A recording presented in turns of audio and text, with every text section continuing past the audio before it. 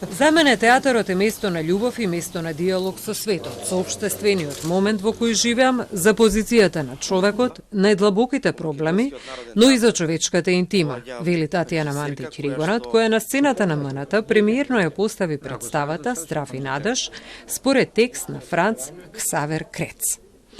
Делото на Крец, кој е жив класик и покрај Бертолд Брехт, најизведуваниот современ германски драмски писател, е исклучително актуелно и токму затоа ми беше важно да го поставам сега во еден взаемно инспиративен процес со актерите на МНТ. Додава Мандиќ-Ригонат. Свет у коjem живимо je odvratan. Ratovi, kriza, raspad svih ljudskih vrednosti humanističkog tipa, ono u što su generacije verovale da je smisao i da je neka budućnost ka kojoj se ide, mi to gledamo svakog dana kako se pred našim očima raspada kao nekom sumanutom realitiju, kao da ova stvarnost u kojem živimo i nije stvarnost, nego kao da se neko igra sa nama na neki najsumanutiji način, pa to je kao neki crni humor. Меѓутоа има еден убав збор, нели, не е само страв, него е и надеж, која надежта последна умира.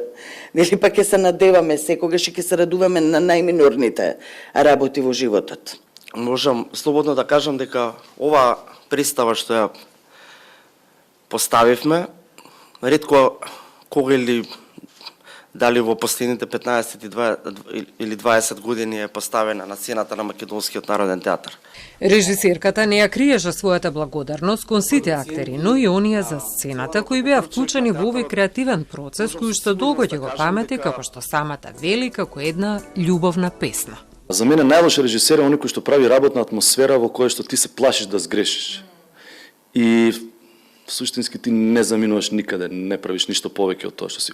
Овде е еден редок режисер кој што дозволува ти да сгрешиш, но дозволува и тој самиот да сгреши, и кога ќе добиеме таа взаемно разбирање дека всушност ќе грешиме ние, многу е битно на крајот кога си ги признаваме грешките.